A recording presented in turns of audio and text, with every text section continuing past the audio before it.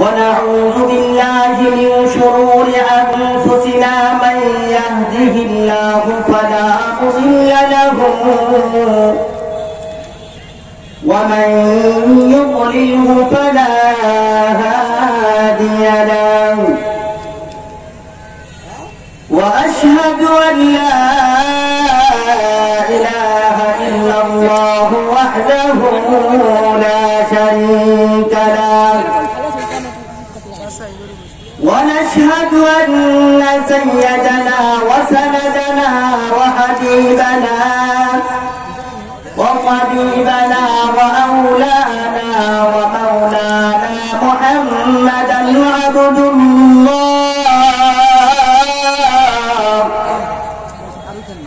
عبد الله ورسوله. أما بعد فقد قال الله تبارك وتعالى في كلامه المجيد وفي فرقانه الحميد. أعوذ بالله من الشيطان الرجيم. بسم الله الرحمن الرحيم. ما يلفظ من قول إلا لديه رقيب عتيد. وقال النبي صلى الله عليه وسلم من صمت نجا أو كما قال النبي صلى الله عليه وسلم. آمنت بالله صدق الله العلي العظيم وصدق رسوله النبي الأمي الكريم ونحن على ذلك من الشاهدين والشاكرين والذاكرين والحمد لله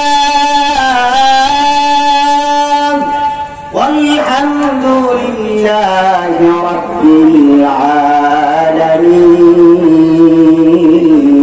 العالمين.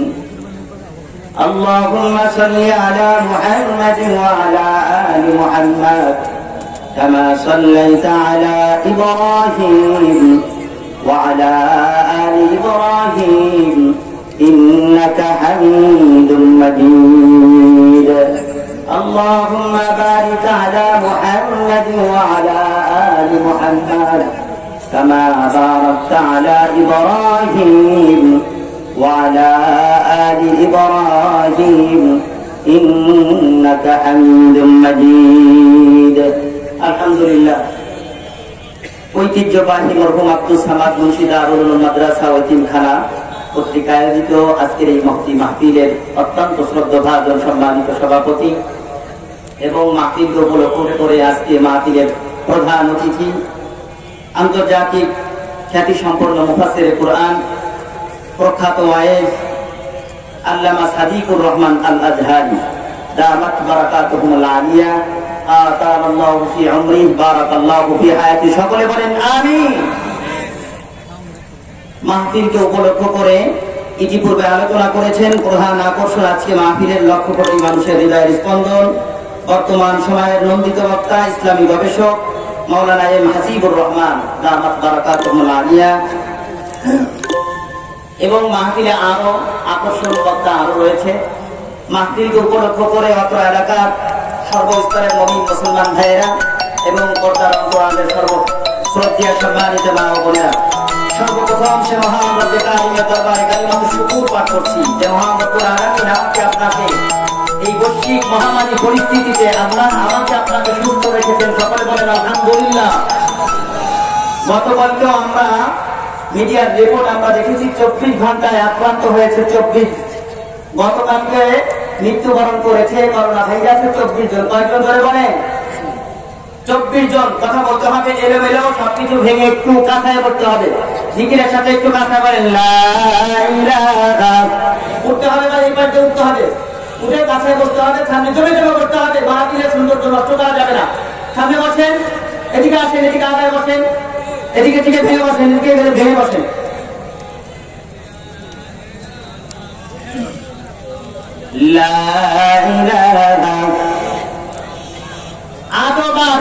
প্রশ্ন আসবে কিছুক্ষণ পরে। আমি বলেছি মাহফিলকে সৌন্দর্য বর্ধনের লক্ষ্যে, ডিসিপ্লিন রক্ষার্থে আমরা ভেঙে ভেঙে একটু জমে জমে বসি। মাহফিল দিনই কাজ, এটা দিনই প্রোগ্রাম। এখানে যদি সৌন্দর্য আমার দ্বারা যদি নষ্ট হয়, সামান্য পরিমাণ ন্যূনতম যদি ক্ষতি হয়, আল্লাহর দরবারে জবাব দেওয়া লাগবে। ঠিক কিনা ধরে বলে? এজন্য আমরা একটু কাছায় কাছায় বসি। লা ইলাহা লা ইলাহা লা ইলাহা ইল্লাল্লাহ লা ইলাহা লা ইলাহা ইল্লাল্লাহু মুহাম্মাদুর রাসূলুল্লাহ সাল্লাল্লাহু আলাইহি ওয়াসাল্লাম। বলতেছিলাম মুহতারাম হাজিরিন, গতকালকে আমরা রিপোর্ট দেখেছি 24 জন এ পর্যন্ত মৃত্যুবরণ করেছে। দিন যত গড়াচ্ছে তত দিন দিন মৃত্যুর মিছিলের সংখ্যা তত বাড়ছে। জ্যামিতিক হারে মৃত্যুর সংখ্যা কিন্তু বেড়েই চলেছে। আল্লাহ রাব্বুল আলামিন আমাকে আপনাকে এই পরিস্থিতিতে সুস্থ রেখেছেন, এটা কি আমরা খুশি না বেজা?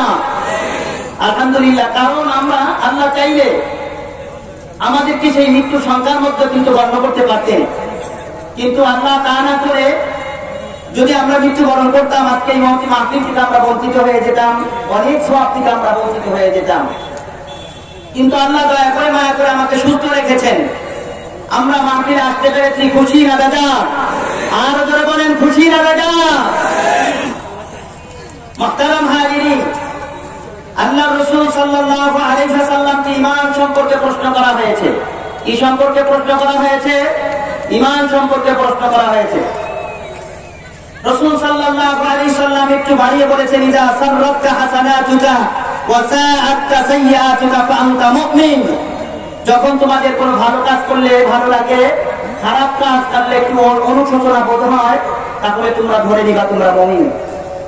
জনশ্রোতার কাছে উপস্থিত জনশ্রোতার কাছে আমার প্রশ্ন, মাহফিল দিনই কাজ, এটা ভালো না খারাপ ধরে বলে? আমরা এখানে আসতে পেরেছি, খুশি না বেজা? যদি আমরা খুশি হই তাহলে রাসূল সাল্লাল্লাহু আলাইহি ওয়াসাল্লাম বললেন, যখন ভালো কাজ করে ভালো লাগে আর খারাপ কাজ করলে খারাপ লাগে, তাহলে ভালো কাজ করলে আমাদের আত্মার মধ্যে একটু প্রশান্তি লাভ করেছি আমরা। ঠিক কিনা ধরে বলেন? খারাপ কাজ করলে খারাপ লাগে, তো খারাপ কাজ করলেও খারাপ লাগে, তাহলে আমরা মুমিন সাব্যস্ত হলাম। ঠিক কিনা ধরে বলেন? আর রাসূল সাল্লাল্লাহু আলাইহি ওয়াসাল্লাম বলেন, লা ইয়াদখুলুল জান্নাতা ইল্লাল মুমিনুন। মুমিন ছাড়া কেউ জান্নাতে যাবে না। এখন প্রশ্ন হলো, আমরা তো কিছুক্ষণ আগেই যে কথা বলেছি এর দ্বারা মুমিন সাব্যস্ত হলাম, তাহলে মুমিন ছাড়া যদি কেউ জান্নাতে যাওয়া যায় তাহলে আমরা মুমিন ধরে বলেন। ঠিক কিনা? তাহলে আমরা সকলেই জান্নাতে আলহামদুলিল্লাহ বলে। নারে তাকবীর। মুসলমান যদি জান্নাতে প্রবেশ করার পরে এরপরেও যদি আলহামদুলিল্লাহ সাওয়াব যদি এত আসতে হয়, তাহলে তো মুসলমান সারা পৃথিবীব্যাপী মাইর খাবে, এটাই স্বাভাবিক। জোরে বলেন কথা ঠিক কি ঠিক না? আজকে সারা বিশ্বব্যাপী মুসলমানের উপরে নির্যাতনের স্টিমরোলার চলতেছে, একমাত্র কারণ হলো যে আমাদের ঈমানের দুর্বলতা, আমাদের ঈমানের ইতিহাস, আমাদের সূর্য বীর্যের ইতিহাস আমরা ভুলে গিয়ে আজকে আমরা কিন্তু শেখ শিয়ালের ভূমিকায় অবতীর্ণ হয়েছি। ঠিক কিনা জোরে বলে? মুসলমানের ঈমান তো ছিল এত মজবুত, মুসলমানের ঈমান তো ছিল এত মজবুত যে মুসলমান জিহাদকে সামান্য পরিমাণে কোনো ভয় পায় নাই, কিঞ্চিত পরিমাণ মাত্র কোনো ভয় পায় নাই। মুসলমান এমন ইতিহাস করেছে, কেবলমাত্র বিবাহ করেছে আর রাসূলের পক্ষ থেকে জিহাদের ডাক এসেছে, সমস্ত সবকিছু ফেলে দিয়ে, নতুন স্ত্রীকে ফেলে দিয়ে আল্লাহর রাস্তায় জিহাদে গিয়ে আল্লাহর রাস্তায় শহীদ হয়ে গিয়েছে। সুবহানাল্লাহ। এই মুসলমান যদি আবার সেই ইতিহাসে যদি ফিরে যায়, তাদের ইতিহাস যদি আবার পরিবর্তন হয়, তারপরে আবার মুসলমান সারা বিশ্বব্যাপী আবার রাজত্ব করবে, এর মধ্যে কিঞ্চিত কোনো সন্দেহ না। মুহতারাম হাজিরিন, সময় সংক্ষিপ্ততার কারণে আমি আগেই বলে রাখতে চাই, আমি সূরাতুল কাফ থেকে 18 নম্বর আয়াত তিলাওয়াত করেছি। আল্লাহ পাক রব্বুল আলামিন এখানে বলেছেন, মা ইয়ালফিযু মিন কাওলিন ইল্লা লাদাইহি রাকীবুন আতীদ। আল্লাহ এখানে বলেছে, বান্দা যখন জবান থেকে যা কিছু উচ্চারণ করে এটা রেকর্ড করার জন্য আল্লাহ ফেরেশতা মুআয়্যিন করে দিয়েছে। যে কথা আমরা বললাম, এ কথাটা আমাদের একটু খেয়াল করতে হবে। যদি আল্লাহ আমার জবান থেকে একটা কথাও যদি বের করেন, সেটা যদি রেকর্ডের ব্যবস্থা যদি হয়, তাহলে কি আমাদের কথা কি একটু হিসাব কিতাব করে বলার দরকার আছে না? না। এই আলোচনা থেকে আমি একটা কথা বলতে চাই, মুহতারাম হাজিরিন, সর্বপ্রথম হলো আমাদের জবানকে আমাদের হেফাজত করা দরকার। কি কে হেফাজত করা দরকার? ধরে পান, জবানকে হেফাজত করা দরকার। সারা বিশ্বব্যাপী আজকে যে ঝগড়া ফাসাদ জঞ্জাল বাহার যে সমস্ত কিছু সৃষ্টি হয়েছে, এটা ওই জবানের কারণে কিন্তু সৃষ্টি হয়েছে, ঠিক কিনা জোরে বলে। আজকে যদি আমরা আমার জবানকে সঠিক রাস্তায় সঠিক কাজে যদি আমরা ব্যবহার করতাম, তাহলে আজকে বিশ্বব্যাপী এই ঝামেলাগুলো তৈরি হতো না। আমার মনে যা চায় আমি তাকে, কোনো ব্যক্তিকে আমি যা ইচ্ছা তাই বলে দিচ্ছি, আমার কোনো তাহকিক নাই, আমার কোনো ধরনের কোনো চিন্তা গবেষণা করার কোনো দরকার নাই, ঠিক কিনা ধরে বলে। আমার মনে চাইল আর একটা কথা আমি বলে দিলাম। আমি এই কথাটা বলতে চাই, মুহতারাম হাজিরিন, আল্লাহর রাসূল সাল্লাল্লাহু আলাইহি ওয়াসাল্লাম, আমি একটা কথা আগেই বলে রাখি, যদি লাবিল হাওয়া বিনা লাভে তোলাও হয় না। জবান আল্লাহ আমাদের অসংখ্য নিয়ামত দান করেছেন, এর মধ্যে জবান কিন্তু অত্যন্ত বড় নিয়ামত, ঠিক কিনা বলে। কেমন বড় নিয়ামত, কেমন বড় নিয়ামত! আল্লাহ রাসূল সাল্লাল্লাহু আলাইহি ওয়াসাল্লাম বলেন, মান ক্বালা লা ইলাহা ইল্লাল্লাহ ফাদখালাল জান্নাহ, যদি কোনো ব্যক্তি লা ইলাহা ইল্লাল্লাহ বলে সে জান্নাতের মধ্যে প্রবেশ করলো, সুবহানাল্লাহ বলেন। এবার আপনার কাছে আমার প্রশ্ন হলো, মান ক্বালা লা ইলাহা ইল্লাল্লাহ, লা ইলাহা ইল্লাল্লাহ যে বললো, এটা কি জবান দ্বারা বলেছে না হাত দ্বারা বলেছে? ধরে বলেন, আরো ধরে বলেন, হাত দ্বারা না জবান দ্বারা? যদি জবান দ্বারা যদি বলে, তাহলে যদি কালিমা একবার পড়ার সাথে সাথে জান্নাতি হয়, তাহলে জবান দ্বারা কালিমা পড়েছি, তাহলে সাধারণভাবে আমরা স্বাভাবিকভাবে অনুমান করতে পারলাম জবানের কত বড় দাম, ঠিক কিনা ধরে বলে। এজন্য আমাদের জবানকে হেফাজত করা দরকার। আল্লাহ রাব্বুল আলামিন নিজেই তো জবানকে হেফাজতের ব্যবস্থা করে দিয়েছেন। আল্লাহ যখন জবানকে আমাদেরকে সেটআপ করে দিলেন, যখন জবানকে সেটআপ করলেন, এত সূক্ষ্মভাবে সেটআপ করেছেন আল্লাহ, যেখান দিয়ে আমাদের সেটা ইচ্ছা করলেই আমরাও হেফাজত করতে পারি। জবানটাকে অর্থাৎ জিহ্বাকে আল্লাহ তাআলা এত সুন্দর করে সেটআপ করলেন। 32টা দাঁত আল্লাহ দিয়েছেন, তার মধ্যখানে আল্লাহ জবান আল্লাহ তাআলা সেটআপ করেছেন। আল্লাহ এত সুন্দর করে সেটআপ করেছেন। এটা যদি আল্লাহ সর্বপ্রথম এটা দ্বারা বুঝিয়েছেন যে 32টা দাঁতের মাঝখান দিয়ে আল্লাহ তাআলা জবানকে সেটআপ করেছেন, ইচ্ছা করলেই গন্ডির বাজিরে যাওয়া যাবে না। এবার চলুন যদি দেখি, যদি আমরা জবানকে হেফাজত করি তাহলে আমাদের লাভ কি? আল্লাহ রাসূল সাল্লাল্লাহু আলাইহি ওয়াসাল্লাম বলেন, যদি কোনো ব্যক্তি 2টা বস্তুর হেফাজতের দায়িত্ব নিতে পারে, আমি মুমিনের জান্নাতের দায়িত্ব নিব, সুবহানাল্লাহ বলেন। আল্লাহ রাসূল বলেন, 2টি বস্তু যদি কোনো ব্যক্তি হেফাজতে রাখতে পারে, তাহলে তার জন্য আমি জান্নাতের জামিনদার হব।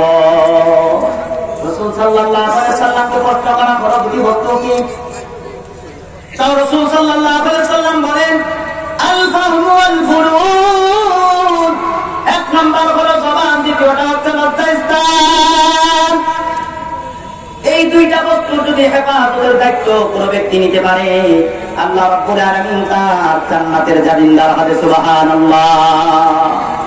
তাহলে জান্নাতে যদি যাইতে হয়, জান্নাতের এই দামি বাড়ি গাড়ি সব যদি ব্যবহার করতে হয়, মুসলমান আমাদের জবানের হেফাজত করার দরকার আছে না? না।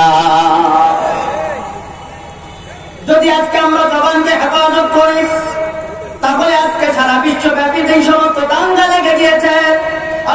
মনে যা চায় তাকে আমি আক্রমণ করি, মনে যা চাই তাই আমি বলে দিচ্ছি। এই জবান অতি মূল্যবান সম্পদ, এটা আল্লাহ দিয়েছে। যেই জবান আল্লাহ দিয়েছে সেই জবান আল্লাহ বন্ধ করার মতো ক্ষমতা আছে না নাই জোরে বলেন। তার মুহূর্ত বিলম্ব না করে আমাদের আর একটু এগিয়ে আসতে হবে, যে আমাদের পিছনে যত ভুল হয়েছে এই সমস্ত ভুল থেকে আমাদের তওবা করতে হবে। যে আমরা জবানকে যত্রতত্র ব্যবহার করেছি, আর আজ থেকে আমরা বুঝতে পারলাম জবানকে হেফাজত করার দরকার। জবান যদি অযথা যদি ব্যবহার করি আল্লাহর আদালতে কিয়ামতে হাসরে আল্লাহর দরবারে জবাব দেওয়া লাগবে। যদি আজকে আমরা এই কথা জানার পরে আজকে যদি তওবা করি তাহলে আল্লাহ রাব্বুল আলামিন আমার আপনার তওবা কবুল করতে পারে কি পারে না জোরে বলেন।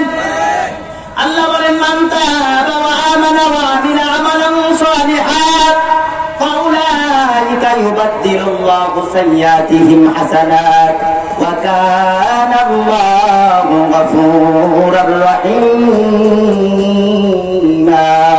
আল্লাহু আকবার বলেন। যদি কোনো ব্যক্তি জানার পরে বুঝার পরে তওবা করে আবার ঈমান আবার নেক আমল করতে শুরু করে, আল্লাহ রাব্বুল আলামিন তার জন্য সুসংবাদ শোনান, বান্দা তোমার যত গুনাহ হয়েছে আমি আল্লাহ সকল গুনাহকে নেকি দ্বারা পরিবর্তন করে দিলাম। সুবহানাল্লাহ বলেন। আল্লাহ রাসূল সাল্লাল্লাহু আলাইহি সাল্লাম সাহাবীদেরকে প্রশ্ন করলেন, গরীবকে সাহাবারা বললেন গরীব তো ওই ব্যক্তি যার টাকা নাই পয়সা নাই, এই তো সবচাইতে বেশি গরীব। আল্লাহ রাসূল বললেন এই কথা তোমাকে আমিও জানি তুমি এমন উত্তর দিবে, কিন্তু এমন প্রশ্ন তোমাকে আমি করি নাই, তোমাদেরকে করি নাই। প্রশ্ন হলো গরীব হলো প্রকৃত গরীব হলো ওই ব্যক্তি যাতে আমাদের ময়দানে দেখা যাবে আমাদের সব হজের সব জাকাতের সব দান করার সব মাহফিলে দেওয়ার সব মাদ্রাসা প্রতিষ্ঠা করার সব এই সমস্ত সবের স্তূপ নিয়ে কিয়ামতের দিন দাঁড়িয়ে গেছে, কিন্তু দেখা গেল ওই সবগুলো বন্টন করতে করতে নিঃস্ব ফকিরের কাছে অবতীর্ণ হয়েছে। জবান হেফাজত না করার সবচেয়ে বড় ক্ষতি হলো আমল করবো আমি, কামাই করবো আমি, খেয়ে যাবে অপর ভাড়ের মানি। ধরে বলেন ঠিক কি ঠিক না? আপনি নামাজ পড়েছেন, হজ করেছেন, যাকাত দিয়েছেন, যাকাত দেওয়ার পরে যেই সবগুলো আপনি অর্জন করেছেন কিয়ামতের দিন এগুলো বিবাদ শিখায় জবানকে কন্ট্রোল না করার কারণে, লজ্জাস্থানকে কন্ট্রোল না করার কারণে এই সবগুলো আপনার সেদিনকে কন্ট্রোল করে দেওয়া লাগবে। এখন আপনারা কি চান যে আপনি ক্ষেত লাগাইলেন, আপনি খাবে আর একজন, এটা চায় কোনোদিন কেউ? আরো জোরে বলেন, চায় এরকম কেউ? ক্ষেত আপনি লাগাইলেন, খাবেন আপনি, এটা আপনার বড় আশা। ক্ষেত আপনি বপন করেছেন, সেটার দ্বারা আপনি ফসল আপনি খাইতে চান, কিন্তু এই ফসল যদি আর একজন খায় তাহলে আপনার জন্য বড় বদনসিব, আপনার জন্য বড় বদনসিব। যে কষ্ট করলেন আপনি, খেয়ে গেল আর একজন। ধরে বলেন ঠিক কিনা? আপনি নামাজ পড়লেন, রোজা রাখলেন, হজ করলেন, যাকাত দিলেন, কিন্তু কিয়ামতের দিন আপনার বন্টন হয়ে গেল, সবগুলো বন্টন হয়ে গেল। কিয়ামতে হাসরে পুলসিরাতে মিজানে সেদিন অভাগী আর হতভাগার মতো দাঁড়িয়ে থাকা লাগবে। এখন সংক্ষিপ্ত ভাবে আপনারা বোঝেন, যে আপনি নামাজ পড়বেন, হজ করবেন, যাকাত দিবেন, কিন্তু জবানের বন্টন নাই। আপনার সব নামাজ, রোজা, হজ, যাকাত সব কিছুকে আপনার বন্টন করে দেওয়া লাগবে। ঠিক কিনা জোরে বলেন? এখন আপনারা যদি এটা না চান তাহলে জবানের হেফাজত করতে হবে। ঠিক কিনা জোরে বলেন? একেবারে 0 পয়েন্টে হযরত আশরাফ আলী থানভী রাহমাতুল্লাহ আলাইহি একটা উদাহরণ দিয়েছেন যে 0 থেকে 0 ফজরের নামাজ পড়লো, তাহাজ্জুদের নামাজ পড়লো, অনেক সওয়াবের ভাগীদার হলো, আল্লাহ তাকে অসংখ্য সওয়াব দান করলেন। কিন্তু দেখা গেল যখন ফজরের নামাজ পড়ে যখন সে চার দোকানে গেল, চার দোকানে যাওয়ার পরে বিবাদ করেছে, শিকায়ত করেছে, আবার সে 0 থেকে আবার 0-তে চলে আসলো। এর একটা চমৎকার উদাহরণ দিয়েছে হযরত আশরাফ আলী থানভী রাহমাতুল্লাহ আলাইহি। নাম শুনেছেন আপনারা? জোরে বলেন। হযরত আশরাফ আলী থানভী রাহমাতুল্লাহ আলাইহি বলেন, কোন এক ব্যক্তির একটা ঘোড়া ছিল, নাম কি? ধরে বলেন। ঘোড়া ছিল, ওই ঘোড়াটা অভ্যাস হলো, ওই ঘোড়া নিয়ে দূরে কোথাও সফরে যাওয়া যায় না। বদ অভ্যাস হলো যখনই সে মলমূত্র ত্যাগ করে আর সাথে সাথে সেটা শুকা যায়। শুকা দিলে এরকম যদি পথ যদি অতিক্রম করে, বাথরুম যতবার করে ততবার যদি শোকা যায় তাহলে গন্তব্য স্থলে পৌঁছাইতে বড় সমস্যা। হঠাৎ করে সে ব্যক্তি চিন্তা করলাম তাহলে তো তাকে পৌঁছানো যায় না, ঘোড়া নিয়ে চলা যায় না, তাহলে পিছন দিক থেকে একজন ব্যক্তিকে নির্ধারণ করা লাগবে।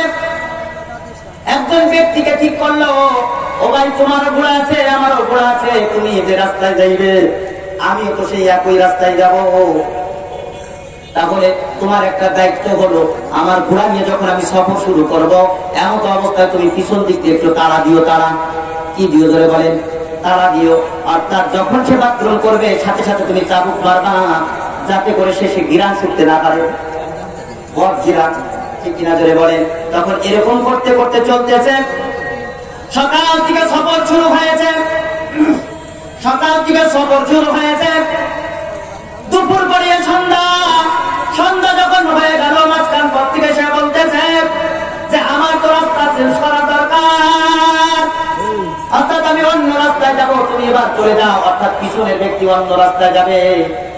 তখন সে ব্যক্তি যখন চলে গেল আর ঘোড়াটা যখন সুযোগ পেয়ে গেল যে যতবার বাথরুম করেছে যেখান গিয়ে পৌঁছেছে ওইখান থেকে দৌড় দিয়ে গিয়ে আবার সেই জায়গা মতো চলে গেছে। আবার ছুটতে শুরু করলাম, ছুটতে ছুটতে আবার চলতে শুরু করেছে। তাহলে সকাল থেকে সন্ধ্যা পর্যন্ত যে পর্যন্ত অতিক্রম করেছিল মঞ্জিলে মুকসুদে এখনো পর্যন্ত পৌঁছায় নাই। যাওয়ার আগেই সে আবার রিটার্ন ফিরে এসেছে। একজন মুসলমানের যে নামাজ পড়েছে, হজ করেছে, যাকাত দিয়েছে, আবার বিবাদ করেছে, শিকায়াত করেছে, এমন ব্যক্তির উদাহরণ দিয়েছে হযরত আশরাফ আলী থানভী রাহমাতুল্লাহ আলাইহি এই ঘটনার মাধ্যমে। অর্থাৎ নামাজ পড়ে সব কামাই করেছে কিন্তু আবার বিবাদ করে সবকিছু উড়িয়ে দিয়েছে। ঘোড়াটা যেমন সফর শুরু করেছিল, সফরে যাইতে যাইতে যাওয়ার পরে আবার এক দৌড়ে গিয়ে একেবারে সেই জায়গা মতো পৌঁছে গেল। তাহলে কি শুরু থেকে যেই কষ্ট করেছিল কষ্ট কি বিধা গিয়েছে না? ধরে বলে কষ্ট কি বিধা গিয়েছে না? এই জন্য আপনাদেরকে আমি সতর্ক করবো মুসলমান ইমানদার, আমরা যারা নামাজ পড়ি, রোজা করি, হজ করি, যাকাত দেই, কিন্তু আমাদের জবানকে কন্ট্রোল করতে হবে। এই জবানকে আমাদের কন্ট্রোল করতে হবে। এবার প্রশ্ন হলো জবানকে আমরা কন্ট্রোল কিভাবে করব? জবানকে কন্ট্রোল করবো হলো কয়েক রূপে আমাদের জবান কন্ট্রোল করতে হবে। এক নম্বর হলো গীবাত করা যাবে না। জোরে বলেন কি করা যাবে না? এক নম্বর হলো গীবাত করা যাবে না। আজকে গীবাত এবং গীবাত বানাইছে, অর্থাৎ মনে চাইলো একজনের নামে বদনাম শুরু করে দিল। আল্লাহ রাসূল সাল্লাল্লাহু আলাইহি সাল্লাম বলেন যে গীবাত করলো সে মৃত্যু ভাইয়ের গোশত খাইল। ঠিক কিনা জোরে বলেন? এক ব্যক্তি রমজানে কোন ব্যক্তি রোজা রেখেছিল, সাহাবীদের মধ্যে কোন একজন রোজা রেখেছিল, হালাল বস্তু দিয়ে রোজা রেখেছিল, কিন্তু রোজা রাখার পরে গীবাত করেছে। তখন সে অসুস্থ হয়ে গেল, পেটের মধ্যে ব্যথা শুরু হয়ে গেল। আল্লাহ রাসূলের কাছে নেওয়া হলো, নেওয়ার পরে তাকে বললো বমি করো। বমি যখন করছে দেখা গেছে সেখানে গোশত রয়েছে। তখন রাসূল সাল্লাল্লাহু আলাইহি ওয়াসাল্লাম বললেন যে তুমি তো হালাল বস্তু দ্বারা রোজা রেখেছিলে, কিন্তু গীবাত করে তুমি যেই ভাইয়ের গীবাত করেছো তার গোশত খাওয়ার সমান অপরাধ করেছো তুমি। এজন্য দেখা গেল সে ব্যক্তি গীবাত করার কারণে মৃত্যু ভাইয়ের গোশত খাওয়ার মতো অপরাধ করেছে। এজন্য কেন গীবাত করার মতো অপরাধ? মৃত্যু ভাইয়ের গোশত খাওয়ার মতো অপরাধ কেন? মৃত্যু ব্যক্তি যখন মারা যায় তখন সে কোনো কিছু বলতে পারে না। আর গীবাতটা হলো কোনো ব্যক্তি যখন অনুপস্থিত থাকে ওই অবস্থায় ব্যক্তির সমালোচনা করা, যে কারণ সে তো উপস্থিত নাই, সেও কিছু করতে পারে না। মৃত্যু ব্যক্তি যেমন কোনো কিছু করতে পারে না, ওই ব্যক্তি গীবাত করলেও সে ব্যক্তি কিছু করতে পারে না। এই জন্য সেটাকে এমন অপরাধ বলে গণ্য করা হয়েছে। তাহলে জবানকে আমরা হেফাজত করবো কিভাবে? এক নম্বর হলো জীবনে কোনোদিন মিথ্যা কথা বলা যাবে না।